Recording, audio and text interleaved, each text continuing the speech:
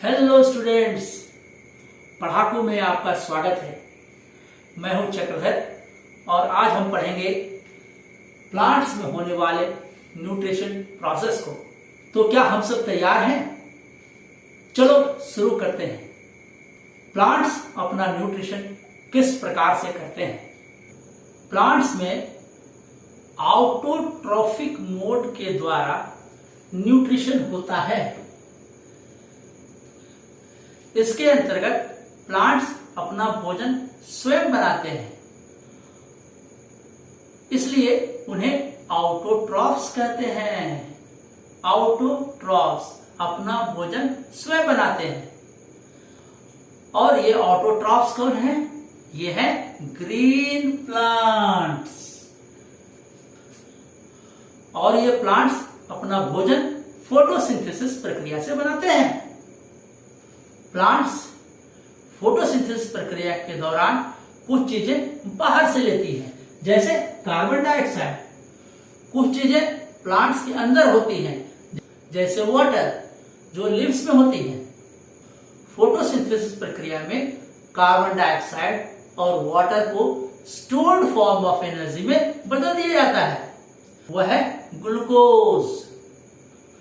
और यह फोटोसिंथेसिस की प्रक्रिया क्लोरोफिल और सनलाइट के प्रेजेंस में होता है। और यह क्लोरोफिल कहां पाया जाता है? लीव्स में। इसी के चलते लीव्स का कलर ग्रीन होता है। प्लांट्स में एनर्जी स्टोर्ड फॉर्म में रहता है, और वह स्टोर्ड फॉर्म क्या है? ग्लूकोज। यह ग्लूकोज स्टार्च के रूप में स्टोर्ड फॉर्म में रहता है, और स्टार्च के रूप में प्लांट बॉडी में रिजर्व फूड मटेरियल के रूप में स्टोर्ड रहता है। प्लांट्स को जब जब एनर्जी की जरूरत होती है, वह इसी स्टोर्ड फॉर्म ऑफ एनर्जी को, ग्लूकोज को, स्टार्च को अपने मेटाबॉलिक एक्टिविटीज में उपयोग में लाती है। रात में सनलाइट नहीं रहता है, रात में यह सनलाइट नहीं रहता है, इसलिए क्या फोटोसिंथेसिस होगा? एकदम नहीं होता है। इस समय प्लांट्स एनर्जी कहां से प्राप्त करते हैं? यह रिजर्व फूड मटेरियल जो है, उससे प्लांट्स एनर्जी प्राप्त करता है। एक इंपॉर्टेंट क्वेश्चन, हमारे शरीर में स्टोर्ड फॉर्म ऑफ एनर्जी क्या है? हमारे शरीर में भोजन से जो एनर्जी मिलती है, वह किस रूप में स्टोर होती है? वह है ग्लाइकोजन। और यह लीवर में जमा रहता है। याद रखना, यह पूछा जाता है, ऑब्जेक्टिव टाइप। अब हम समझेंगे फोटोसिंथेसिस प्रोसेस में उपयुक्त होने वाले रॉ मटेरियल्स के बारे में। कौन कौन सा रॉ मटेरियल है जो फोटोसिंथेसिस प्रोसेस के लिए बहुत जरूरी है? वह है सनलाइट, सूर्य की रोशनी, क्लोरोफिल, कार्बन डाइऑक्साइड और वाटर। सनलाइट हमें सूर्य की रोशनी से दिन में प्राप्त होता है प्लांट्स को। क्लोरोफिल एक हरे रंग का पिगमेंट है जो लीफ में पाया जाता है। और कार्बन डाइऑक्साइड हमें वातावरण से मिलता है, जो लीव्स के द्वारा प्राप्त किया जाता है। और वाटर लीव्स के अंदर पाया जाता है। यह सभी मटेरियल्स फोटोसिंथेसिस प्रक्रिया के लिए आवश्यक है। इसके बिना फोटोसिंथेसिस की प्रक्रिया नहीं हो सकती है। अब हम समझेंगे प्रोसेस ऑफ फोटोसिंथेसिस को। हमने इस तरह से समझा कि फोटोसिंथेसिस प्रोसेस के होने के लिए हमें 4 तरह के रॉ मटेरियल्स की जरूरत है। वह है कार्बन डाइऑक्साइड, सनलाइट, वाटर और क्लोरोफिल। सनलाइट हमें सूर्य की रोशनी से दिन में प्राप्त हो जाता है।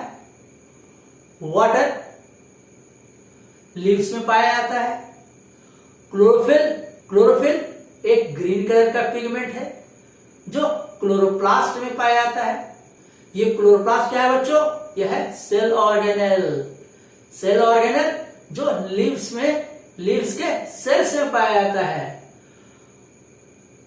कार्बन डाइऑक्साइड एयर से मिलता है और स्टोमाटल पोर के द्वारा लीव्स के अंदर पहुंच जाता है और वाटर लीव्स में ही पाया जाता है। लीव्स के अंदर फोटोसिंथेसिस उन प्रकार के सेल्स में होता है जिसमें क्लोरोप्लास्ट या क्लोरोफिल पाया जाता है। फोटोसिंथेसिस प्रक्रिया को हम डायग्रामेटिकली भी इस तरीके से समझ सकते हैं। फोटोसिंथेसिस प्रक्रिया में कार्बन डाइऑक्साइड और वाटर क्लोरोप्लास्ट और सनलाइट की उपस्थिति में ग्लूकोज और ऑक्सीजन बनाता है। ग्लूकोज प्लांट के शरीर को ऊर्जा प्रदान करता है। डिफरेंट मेटाबॉलिक एक्टिविटीज में यह ग्लूकोज का उपयोग होता है और ऑक्सीजन रिलीज हो जाता है एटमॉस्फेयर में।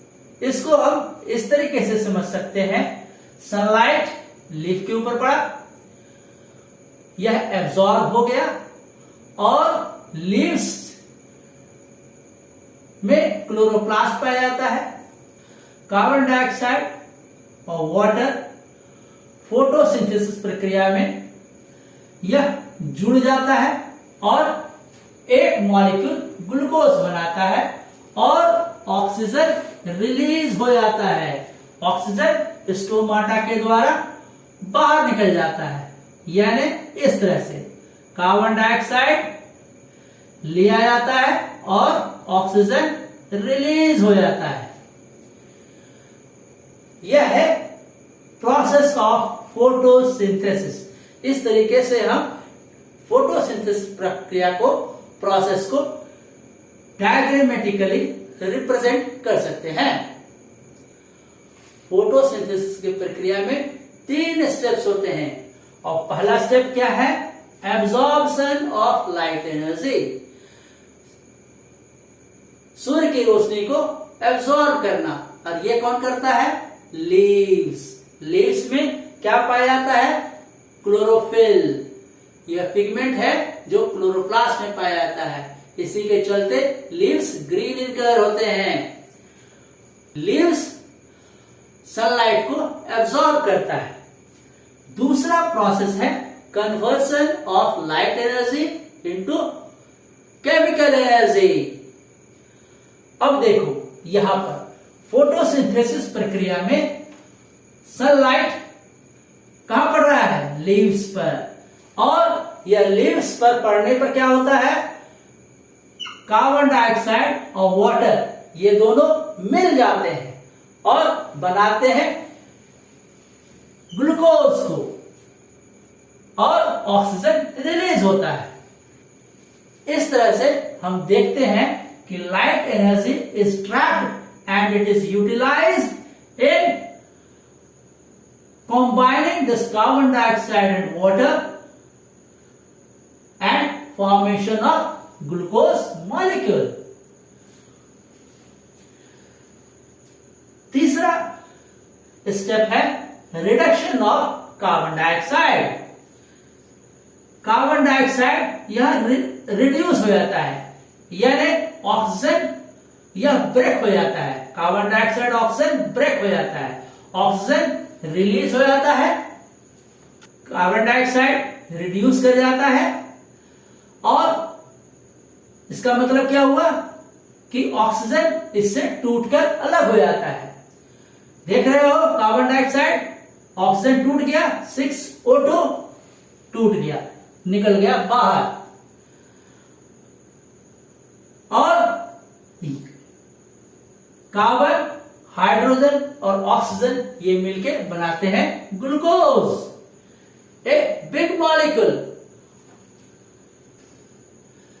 कार्बन डाइऑक्साइड के रिडक्शन से हमें ग्लूकोज मिलता है। प्लांट्स के लीफ में कार्बन डाइऑक्साइड स्टोमाटा के द्वारा अंदर जाता है, और ये स्टोमाटा क्या है? टीनी पोर्स, बहुत ही छोटे माइक्रोस्कोपिक पोर्स हैं जिसके द्वारा कार्बन डाइऑक्साइड अंदर जाता है और ऑक्सीजन स्टोमाटा के द्वारा ही बाहर निकल जाता है, जो हमारे वायुमंडल को ऑक्सीजनेट करता है, प्योर करता है। ध्यान देना, इसीलिए प्लांट्स हम लोगों के लिए बहुत ही जरूरी है, क्योंकि हमारा जीवन ऑक्सीजन पर निर्भर है और यह हमें प्लांट से मिलता है। फोटोसिंथेसिस प्रोसेस के दौरान लगातार ऑक्सीजन बाहर निकलते रहता है और कार्बन डाइऑक्साइड का यूटिलाइजेशन होते रहता है। इस तरह से हम कंक्लूड कर सकते हैं कि फोटोसिंथेसिस एक प्रोसेस है। किस चीज में?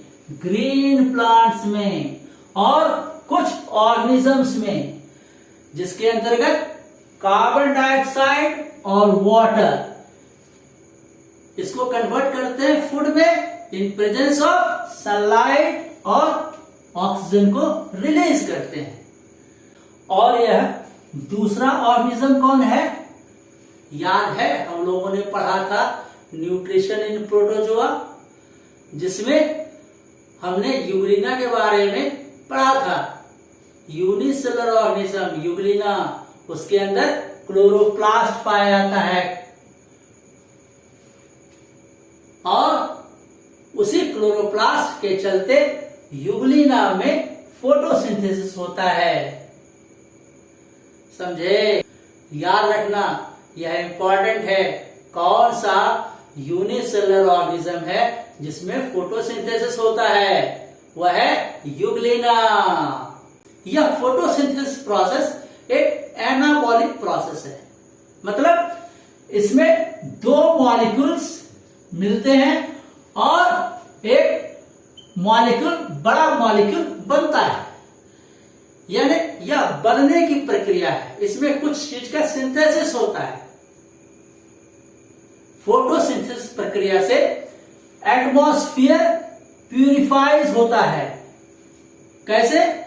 ऑक्सीजन रिलीज होता है, एटमॉस्फेयर में ऑक्सीजन की मात्रा बढ़ेगी तो प्यूरिफिकेशन बढ़ेगा, यानी जितने भी अदर ऑर्गेनिजम्स जो ऑक्सीजन पर डिपेंडेंट हैं उन्हें सहूलियत होगी। इस तरह से एयर प्यूरिफाई होता है। इस तरह से हम देखते हैं कि प्लांट्स या ऑटोट्रॉफ्स अपने एनर्जी रिक्वायरमेंट्स फोटोसिंथेसिस के माध्यम से पूरा होता है। फोटोसिंथेसिस प्रोसेस में फूड बनता है और फूड से प्लांट्स को एनर्जी मिलती है। इसके अलावा भी प्लांट बॉडी के निर्माण के लिए अन्य मटेरियल्स की जरूरत होती है, जैसे water, nitrogen, phosphorus, iron, magnesium इत्यादि। बच्चों, ये मटेरियल्स प्लांट को कहां से प्राप्त होती है? रूट से, सॉइल से, वह भी डिसॉल्व फॉर्म में। पहला है वाटर। प्लांट्स वाटर को सॉइल से रूट के माध्यम से प्राप्त करती है और इसको फोटोसिंथेसिस में उपयोग में लाया जाता है। समझे? इस तरह से हम देखते हैं कि प्लांट के लिए वाटर बहुत ही एसेंशियल है। वाटर नहीं रहेगा तो फूड नहीं बनेगा, फूड नहीं बनेगा तो एनर्जी प्राप्त नहीं होगी। समझे? दूसरा रॉ मटेरियल है नाइट्रोजन। इसका उपयोग प्रोटीन्स, एंजाइम्स और हार्मोन्स के निर्माण में होता है। प्लांट्स नाइट्रोजन को इनऑर्गेनिक फॉर्म में भी लेता है। वह किस रूप में? नाइट्रेट्स के रूप में, नाइट्राइट्स के रूप में यह उपयोग में लाता है। दूसरा है प्लांट्स नाइट्रोजन को ऑर्गेनिक कंपाउंड्स के रूप में भी उपयोग में लाता है, जो कि बैक्टीरिया बनाता है। कैसे बनाता है? बैक्टीरिया एटमॉस्फेरिक नाइट्रोजन को ट्रैप कर लेता है और उसे कंपाउंड में बदल देता है, जो प्लांट के द्वारा उपयोग में लाया जाता है। प्लांट्स को फास्फोरस, आयरन और मैग्नीशियम प्लांट्स को बहुत कम मात्रा में जरूरत होती है। प्लांट्स इसे डिसॉल्व फॉर्म में प्राप्त करता है। थैंक यू फ्रेंड्स, आशा है आप लोगों को ये बातें समझ में आ गई होंगी कि प्लांट्स में न्यूट्रिशन कैसे होता है और फोटोसिंथेसिस प्रोसेस के डिफरेंट स्टेप्स कौन कौन से हैं। मिलते हैं अगले वीडियो में, जिसमें हम जानेंगे फोटोसिंथेटिक ऑर्गन यानी लीफ के आउटर और इंटरनल स्ट्रक्चर के बारे में। तब तक बच्चों पढ़ते रहिए, और अगर यह वीडियो आपको पसंद आया हो तो लाइक और सब्सक्राइब करना ना भूलिए। Thank you.